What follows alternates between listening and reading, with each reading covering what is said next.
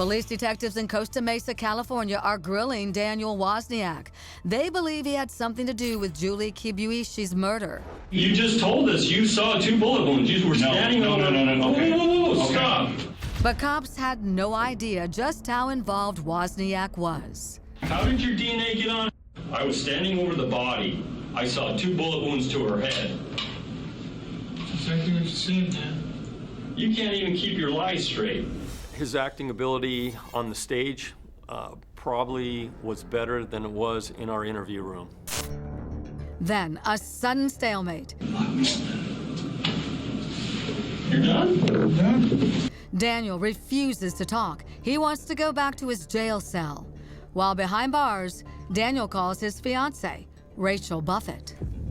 He calls Rachel, who has just talked to his brother, Tim, and she's learned that Tim has evidence relating to the murder. She doesn't know what it is, but he's got some evidence. Police record the conversation. What did you do? I helped Sam cover some stuff up and helped him get some drugs. That's it. I didn't murder anybody. My mom's working on canceling all the wedding plans now, and I just talked to Tim, and I need to make a phone call to the detective now. Why? Tim says he has evidence with them, or he knew where it was or something. Then I'm doomed. What? Tim said that? Yeah, do you know that Tim had some evidence? Yeah. Oh God. Oh God. Oh God. Well, this is ridiculous, and I have to go tell the detective the truth. No, don't. That can't be found. When we listened to those jail recordings, it showed us that there was panic in Dan Wozniak's voice. That was one of the few times that there was some emotion, and it was emotion that he was going to be caught. Rachel Buffett was cool, calm, collected. And currently out on bail for an accessory to murder charge. Now Rachel must choose between her fiancé or freedom. No, babe, I'm gonna do it. Listen to me. No. What? Trust me, please. I have to tell the truth on what I did. And I think you now know what it is. And it's bad.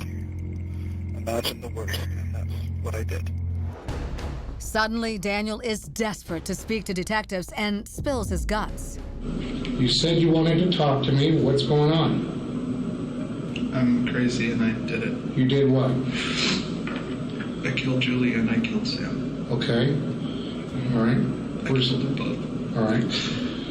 Sam came first. It was all just about the money. That was it. All right. 100%. And there's more, much more. Even veteran homicide detectives will be left speechless. Sam is decapitated. Okay. He's at the military base. All right. In the theater. In the theater. If you go up the ladder from the theater, his head and hands have been decapitated, as well as his arm that had a tattoo. And you did it? Yes. He was colder than an iceberg. He had no feelings, no emotion, just nothing there. Finally, Daniel breaks down the timeline of the events in his diabolical murder plot. It begins with a simple favor. He asks Sam to help move some boxes in a theater attic at a local military base. Sam was doing a good deed. When Sam turned his back, he knelt down. Wozniak produced his father's gun, shot him in the back of the head, but he wasn't dead yet. And he said, oh my gosh, I've been shocked, I need help. And we asked him at that point, well, what did you do next? And he said, well, I reloaded the gun and shot him in the back of the head again. Then, after killing Sam, Daniel does the unthinkable. He murders Sam Herr, and that afternoon goes to Fullerton and acts in this play. And we've got it on videotape. It's astounding. And he's laughing, and he's singing, and he's dancing. And then he goes and he murders Julie later that evening. Cops say Daniel sent texts from Sam's cell phone to lure Julie over that night. Once inside the apartment, Wozniak snuck up and shot her in the back of the head. Then he stages the crime scene to frame Sam. Next morning, an act of pure evil. Then Saturday morning he gets up, he goes back to the military base, he cuts off Sam Herr's head and his hands, he throws them in a park. And perhaps the most depraved and callous act, after committing double murder and decapitating and dismembering one of his victims, Daniel returns to center stage. And then he goes down and he acts again in the play, singing and dancing. And because the play was coming to a close, they had the big cast party that night. As evident in this cast party photo recovered by detectives. Daniel Wozniak's at a cast party with a beer in his hand, laughing and joking with other members of this play. And I mean, if a picture says 1,000 words, we've got a photo of him throwing the Shaka sign with his girlfriend next to him at this cast party, without a care in the world. And the motive for this heinous crime? Money. More than $60,000 Hare got for serving in the military. Wozniak wanted money so that he could go on the Royal Caribbean's cruise line and take an awesome cruise. He literally wanted this money for his honeymoon. He killed these two people so he could take a trip. But before he could take his honeymoon, he needed to get away with double murder.